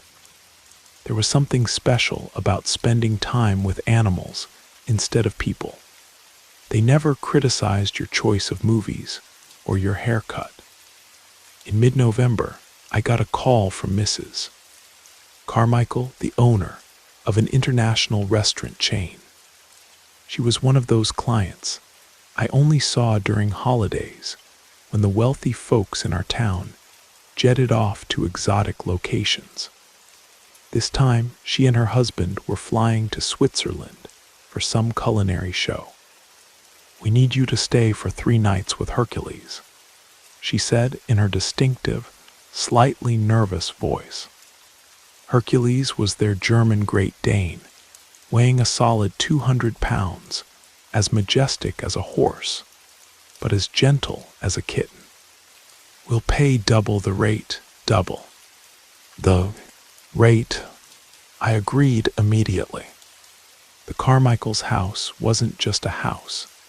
It was a genuine early 20th century architectural landmark, perched on a hill overlooking the entire city. Fireplaces in every room, huge stained glass windows that were rumored to have been imported from a European castle. And my favorite feature, the secret library behind a bookshelf in the main study. Of course, it wasn't truly secret since everyone who had ever attended their lavish parties knew about it. But I still loved the idea. On Friday evening, I arrived with my backpack stuffed with books, my laptop, and a supply of snacks. The butler, yes, an actual butler named Edwards, greeted me at the entrance, handed over a detailed list of instructions written in Mrs. Carmichael's handwriting and an envelope with money for contingencies. The security system activates automatically at 9 p.m., he explained before leaving. If you go out after that time, use the code 47183 to avoid setting off the alarm. My evening started perfectly. I walked Hercules in the enormous courtyard, fed him expensive food that looked more like real beef than what I usually ate, and settled into the media room with its giant projector. Since it was Halloween season, I decided to watch some old horror classics. Around midnight, a storm rolled in. The wind howled around the corners of the old house, rain drumming against the windows like thousands of impatient fingers. Eventually, I started dozing off to the rumble of thunder. I don't know how long I slept when a sound woke me up. Not a loud sound, but a quiet, barely audible creak that seemed unnaturally loud in the silence of the house. It was 20 minutes past 2 in the morning, and the storm seemed to have reached its peak. I sat up and listened. Hercules, who had been sleeping by my feet, lifted his massive head and perked up his ears. So I hadn't imagined the sound. "It's just the old house groaning in the wind," I whispered, more for my benefit than the dog's. But Hercules was already on all four paws, letting out a low growl I had never heard from him before. For some reason, I decided not to turn on the lights. Instead, I pulled out my phone and activated the flashlight, pointing it ahead of me as I left the media room toward the main hallway. In the dim light of my phone, I saw something that made me freeze in my tracks. On the gleaming marble floor of the hallway were footprints, wet shoe prints, too large to be mine. They led from the front door toward the west wing of the house, where I knew Mr. Carmichael kept his antique collection. My heart rate accelerated. Playtime was over. Someone had broken into the house.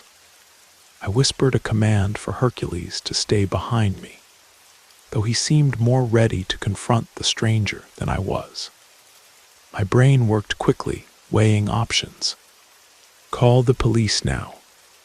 But if I started talking, the intruder would hear me. Hide, but I couldn't leave the Carmichael's house unprotected.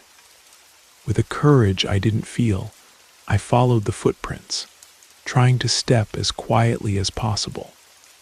Hercules followed me, his enormous body tense with protective instinct. The footprints led to Mr. Carmichael's study. The door was ajar, and I could see a beam of light dancing inside, a flashlight moving around the room. Then I heard a sound whispering. Someone talking on a phone. Yes, I'm inside. The alarm was deactivated. I don't know, they must have forgotten to turn it on. Yes, the safe is exactly where you said it would be. That voice sounded oddly familiar, but I couldn't place where I knew it from. In that moment, I realized I had forgotten one important fact. Edwards had said the security system activated automatically. But the intruder said it had been deactivated. How was that possible? Suddenly, a loud clap of thunder sounded, and the lights in the house flickered. For a moment, we were in complete darkness, and then the emergency lighting came on, dim red lights along the floor that gave the house an eerie appearance. Hercules took this moment to charge forward, barking with such force that the walls of the house seemed to shake.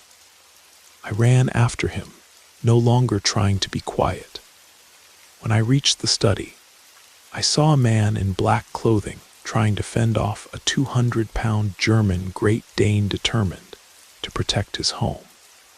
When he turned around, I saw his face in the dim light and was shocked. Edwards, the butler, froze, his face contorted with anger and fear. "You weren't supposed to be here," he said with a foreign accent I hadn't noticed before. "You were supposed to leave after walking the dog. That was the plan." "What plan?" I asked, trying to keep my voice steady even though my knees were shaking. Edwards held a small safe in his hand, which I assumed he had just opened, using the code he knew as the butler. "A plan you'll never find out about." Suddenly, he threw the safe at me, forcing me to instinctively catch it while he made a dash for the door. But Hercules was faster. The massive dog leaped, intercepting the butler on his way out and pinning him to the floor with his weight. Edward struggled, but was powerless against the determined dog. Holding the safe in one hand, I found the light switch and turned on the lights. Then I pulled out my phone. "I'm calling the police," I said, and it wasn't a question. "You don't understand," said Edwards, his British accent completely gone, replaced by something that sounded Eastern European. "You don't know who the Carmichaels really are or what's in that safe." I hesitated, my finger above the call button. "What do you mean, open it?" he said. "You won't believe me if I tell you. You need to see for yourself. Maybe it was a trap." But curiosity won out. The safe was already unlocked. I just needed to lift the lid. Inside, instead of the jewels or cash I expected, there was a folder labeled Operation Night Watch, and beneath it, what looked like passports. Many passports, each with a photo of either Mr. or Mrs. Carmichael, but with different names. "They aren't restaurateurs," Edwards said. "They're operatives. So am I. We work for the same government agency, just different governments." I stood frozen, not knowing whether to believe him. At that moment, my phone rang, and I nearly dropped it in surprise. Mrs. Carmichael's number flashed on the screen. I answered and heard her somewhat nervous voice. "Jake, I hope I didn't wake you. We just received a notification that the security system was deactivated. Is everything all right?" I looked at Edwards, still pinned to the floor by Hercules, and at the open safe in my hand. "Everything's not exactly all right, Mrs. Carmichael," I said slowly. "I think you have a national security situation here." She was silent for a few seconds. "Don't move," she finally said, her voice changing to cold and professional.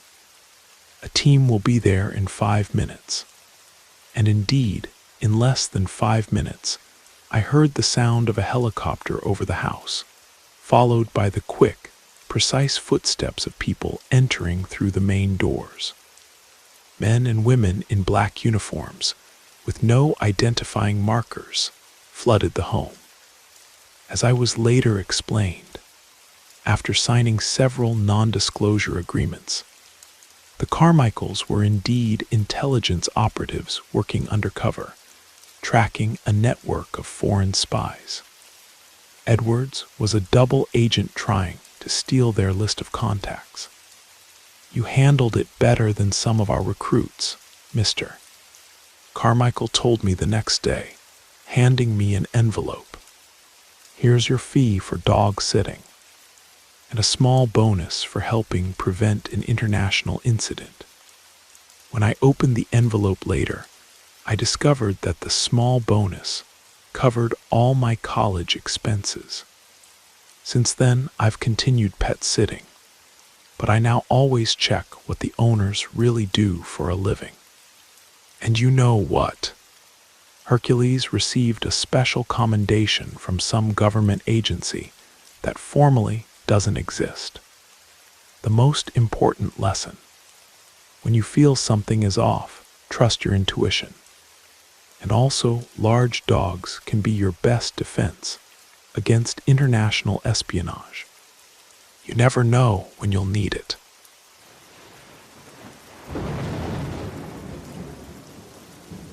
You made it to the end of the stories.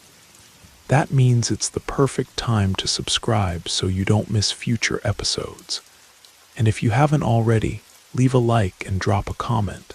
I'd love to hear your thoughts. Have a great time relaxing, and good night.